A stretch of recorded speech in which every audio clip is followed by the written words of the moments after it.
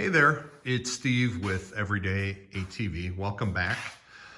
Today's episode, what we're going to do is we're going to do an LED high beam replacement on the Honda Rubicon.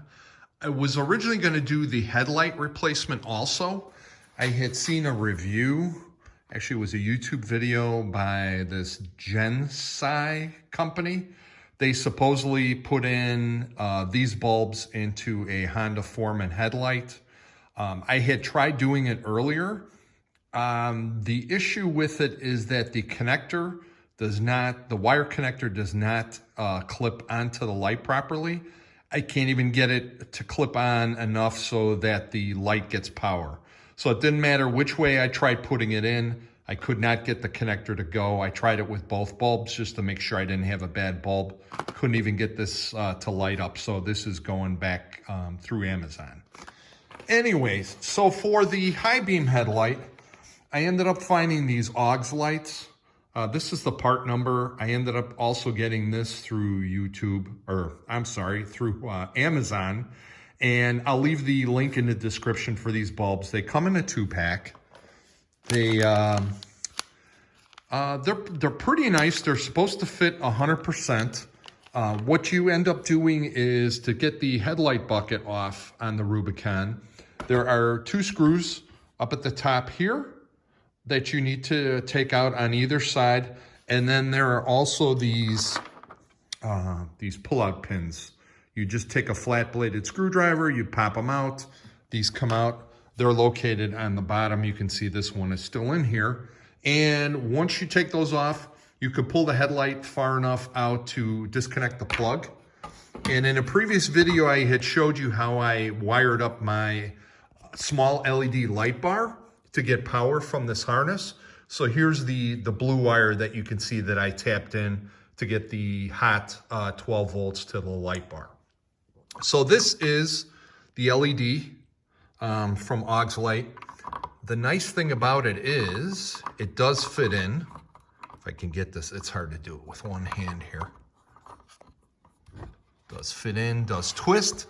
So let me put this together real quick. I'll plug it in and we'll see how it lights up. Okay, the good news is the connector did snap on all the way. I did hear the click, so the waterproof seal still looks good. Let's give it a quick shot here.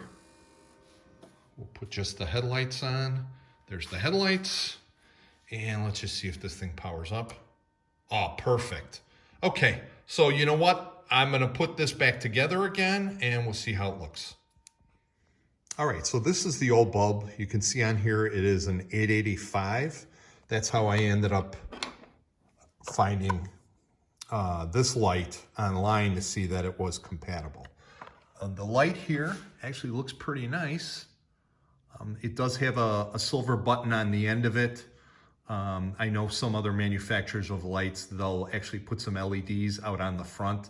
Maybe they did it this way so that it's just not quite as blinding. So did put the screw back here, and then those push pins end up going in on the bottom here. We'll turn on the lights again.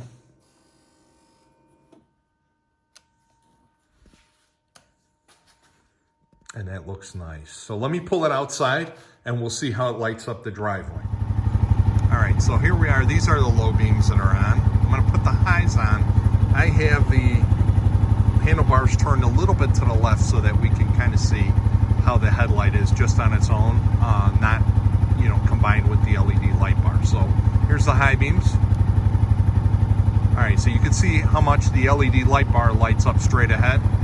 And basically, you can see on the fence, here's the LED high beam headlight. So not too bad. I mean, I thought it might have been a little bit brighter, but it's still a nice amount of light.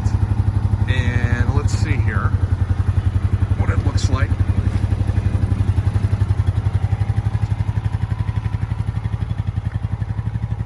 Definitely has a nice white light look to it versus the halogens.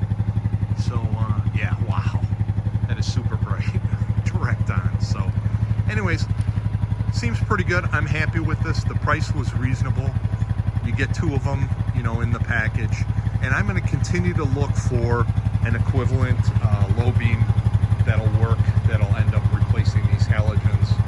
The goal is to have all LED on this. So thanks again for watching. We'll catch you on the next one.